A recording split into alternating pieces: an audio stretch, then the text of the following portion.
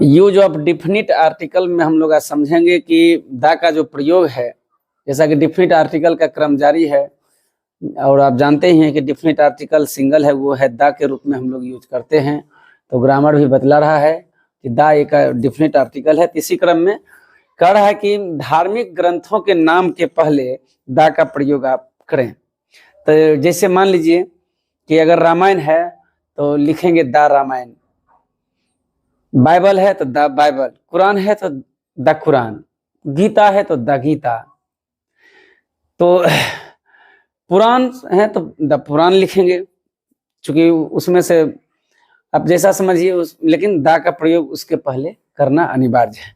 लेकिन इसमें यही कहता है कि जैसे मान लीजिए कि तुलसी रामायण करें अपॉस्ट्रोफी एस लगा करके, तो वो सही है। लेकिन उसी में से अगर कहते हैं कि चूंकि तुलसी रामायण है, राइटर का नाम तुलसी है, तो रामायण और तुलसी के बीच में द का प्रयोग नहीं होगा।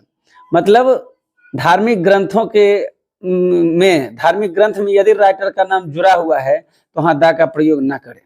फिर से समझ लीजिए कि किसी भी ग्रंथ के राइटर, किसी भी ग्रंथ के साथ यदि राइटर का नाम जुड़ा हुआ है उस सेंटेंस में, तो वहां जब इस तरह का क्वेश्चन आएगा कि आर्टिकल का प्रयोग द करें या नहीं करें, तो निश्चित तौर पर वहां पर नहीं होगा।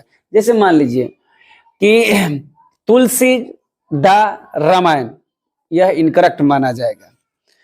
तुलसी रामायण करेक्ट है, बट इसमें जो द का समावेश है वो गलत है।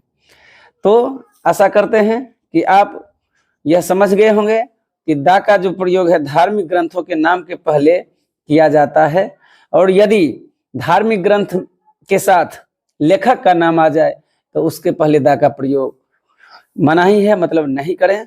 तो आशा करते हैं इस बात को समझ गए होंगे। तो अगले क्रम में हम फिर आपके साथ उपस्थित होंगे। आज तक के लिए इतना ही। बहुत बहुत धन्यवाद।